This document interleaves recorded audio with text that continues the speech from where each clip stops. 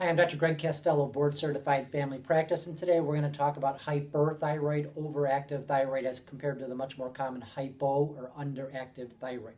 So hyperactive thyroid, your thyroid gland's producing too much thyroid hormone, causing symptoms of overactivity, racing heart, jittery, shaky, heat intolerance, weight loss, diarrhea, palpitations, eyes bulging out, hyperactive type of symptoms with hyperthyroid. There's three main conditions which cause hyperthyroidism. The most common is called Graves' disease. That's an autoimmune thyroiditis where your body's attacking the thyroid gland.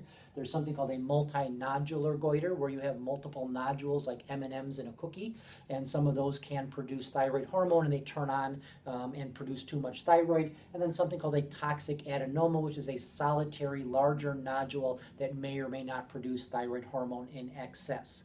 When we have symptoms of hyperthyroidism, or if we have a goiter or we have a nodule, the first thing we'll do is thyroid blood test. So TSH, free T4 and T3 to determine if we're actually having overactive thyroid by a blood test. So remember, TSH we said is low in hyperthyroid and high in hypothyroid. So we'd expect a low TSH and then a high T4 and T3, the actual blood levels of thyroid hormone. So now we've got a goiter or a nodule. We've determined your hyperthyroid. Then we do blood tests looking for something called TPO, thyroid peroxidase antibody. This is your body's antibodies attacking the thyroid gland, and something called TSI, thyroid stimulating immunoglobulin.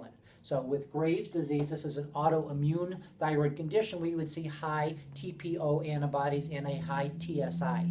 The multinodular goiter and toxic adenoma is not autoimmune, and those blood levels would be normal with ultrasound showing nodules or a mass and elevated thyroid blood tests.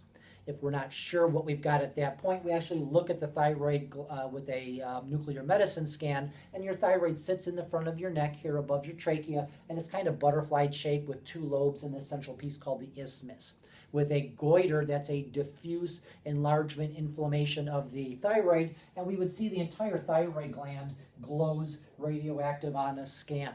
With a multinodular goiter, just like it sounds, we've got multiple nodules in the thyroid. Some may glow and some may not glow. Not all of them produce thyroid hormone. And then a toxic adenoma, we've got a single large nodule. If it's a hot nodule, it's producing extra thyroid hormone. If it's a cold nodule, you're not hyperthyroid. You just have this non-cancerous mass in the thyroid. Once we determine what you got, we want to go ahead and treat you for the condition. And if you're very symptomatic, racing heart or shaky, we'll put you on a beta blocker blood pressure medicine that slows the heart rate, slows your blood pressure, takes the palpitations away, and it lets you feel better almost right away. It doesn't suppress the thyroid, it actually just treats the symptoms.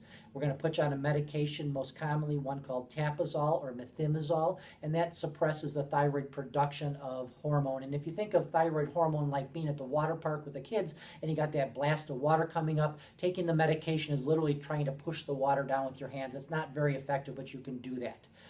We have a second medication called Ptu Propylthiouracil. If you're in your first trimester of pregnancy or you're allergic to tapazole or it didn't work, we'll put you on Ptu, but it's a second-line drug because it can cause liver problems and liver failure.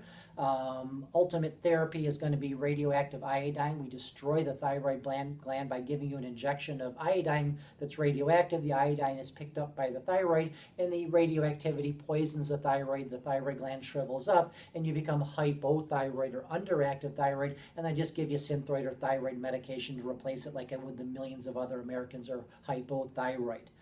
Graves' disease, autoimmune thyroiditis, may be temporary, 12 to 18 months. So if we determine you have Graves' disease, we might put you on tapazole. If it works great and you're having no problems, we can do that for a while and see if your Graves' disease resolves. If you've got a toxic multinodular goiter or a toxic adenoma, those don't get better over time and will need a definitive therapy like radiation.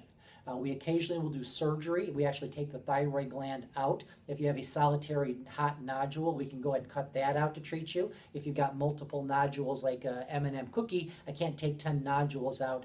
Surgery, unless I take the whole thyroid gland out, is not going to be helpful. If you've got a very large goiter, so it is cosmetic in appearance, and you don't want to walk around with that, then surgery will help that as well. But for most everybody doing this, radioactive iodine is going to be the treatment. There's another autoimmune disease called Hashimoto's thyroiditis. It's very similar to Graves' disease. It's the autoantibodies attacking you, except with Hashimoto's you're underactive, and with Graves' disease you're hyperactive. So hyperactive, overactive, too much thyroid hormone coming from the thyroid gland, either because nodules producing it or because you have antibodies attacking your thyroid causing inflammation, and that stimulates the thyroid to grow and release hormone. It can be life-threatening. We have Thyroid Storm and thyrotoxicosis, where you actually are in the intensive care unit. It's very scary. It's very life-threatening.